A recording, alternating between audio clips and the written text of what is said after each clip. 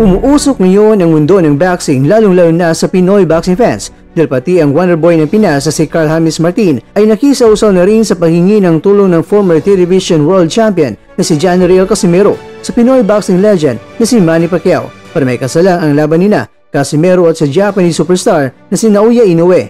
Pero Wonderboy, hindi naging plastic dahil talagang nagpakatotoo dahil imbitahan na si Casimero na bumalik muli sa Manny Pacquiao Promotions. Dito po galing mga kwento ang balitang ibabagi ko sa inyo. Kaya tara, kwentuhan na!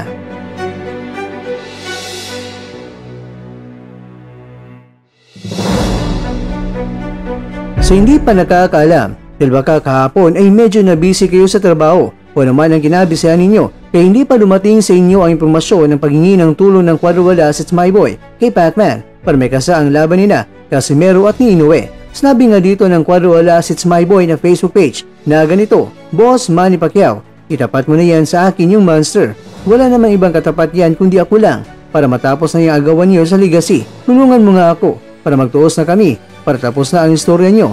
Kaya dahil dito mga kwento ay naging samot-sari ang mga naging reaksyon ng mga Pinoy boxing fans. May nagsasabi na ayos yan, bumalik ka na idol sa MP Promotions para may kasana ang laban na yan. Kung hindi ka umalis sa MP Promotions idol, baka umabot na ng trilogy yan. At may nagsabi namang pagkatapos siraan ng MP Promotions ay ganito na lang ang gusto nilang mangyari. Well, umuusok nga mga kakwento at nag-aapoy talaga ang mga naging reaksyon ng mga Pinoy boxing fans, lalong-lalo na sa pasabog ng Team Casimero. Kaya naman, hindi na rin nakapagtimpi pa ang Wonderboy ng Pinas at nakisawsaw na rin at sinabi niya na Boss Manny daw.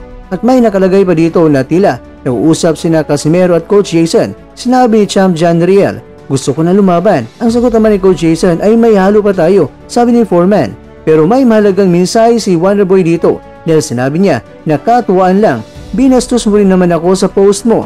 Kasabay ng caption na ito ay ang larawan ni Casimero mga kakwento na kumakain, may hawak na kamuting kahoy at may dalang mga saging. Dinagdagan pa ni Wonderboy ang banat niya at ang pinuntiryanan niya ay si Coach Jason dahil may boxing fan ang nagsabi na Champ, pasuntok si Jason kung magkita kayo. Pero nakalagay dito na joke. Sumagot naman itong si Martin at sinabi niya na kakaltukan ko yon pag makita ko dito sa Maynila yan. Ako at tapang at tao talaga si Onder Oya. Alam kong ang ginawa ni Wonderboy dito mga kwento ay daragdag naman ito ng pagliyab ng apoy sa kampo ni Casimero at lalong-lalo na sa mga solidong taga-suporta ni Casimero. Pero sa mga boxing fans ng Angas ng Pinas, kalma lang dahil paglipas ng ilang mga oras na tila ba sinupalpal ni Martin itong si Casimero ay biglang naimasmasan ito at may napakalalim na kulugan ang kanyang naging mensahe na direkta mismo kay Casimero.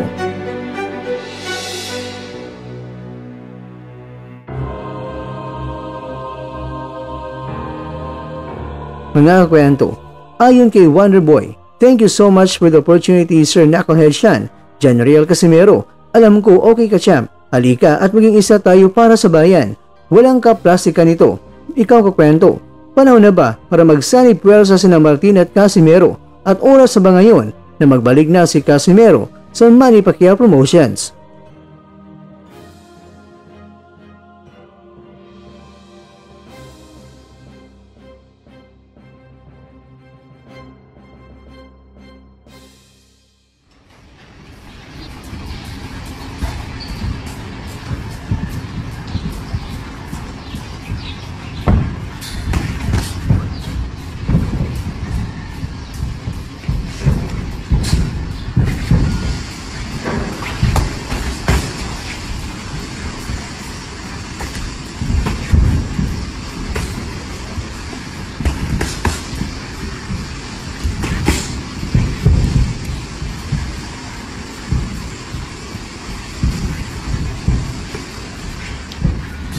Jul oh.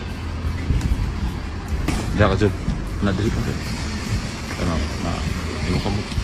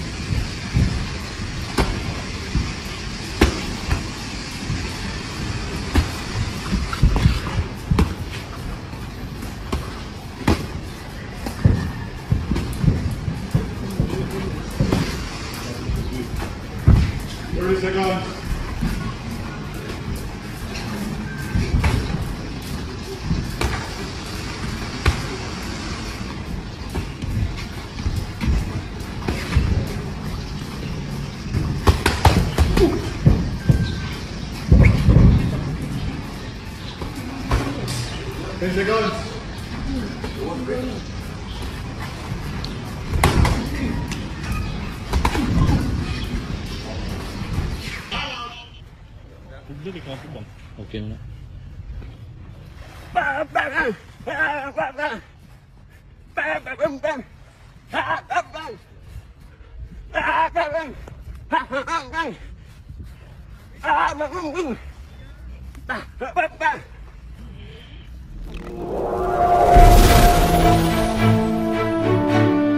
At dyan, nagtatapos ang ating kwento.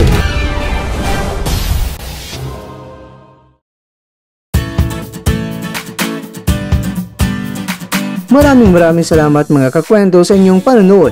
Pero baka naman mga kakwento ay nagustuhan niyo po ang kwento natin ngayon.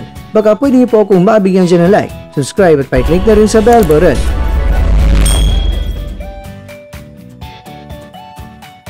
Pero bago tayo matapos mga kwento ay syempre, shoutout mo muna tayo dyan sa ating mga kakwento. Kaya kwentong Babalu Pinoy, kaya kwentong Ka-Agta TV, kaya kwentong Cindy Flower, at kaya kwentong nanonood ngayon, shoutout sa iyo dyan. Bueno, hanggang dito mabumuna ang ating kwentuhan at abangan nga po ating susunod na video. At dito lang po yan sa isang channel na kung saan maaring ito'y mga kwentong di pa na kwento sa inyo.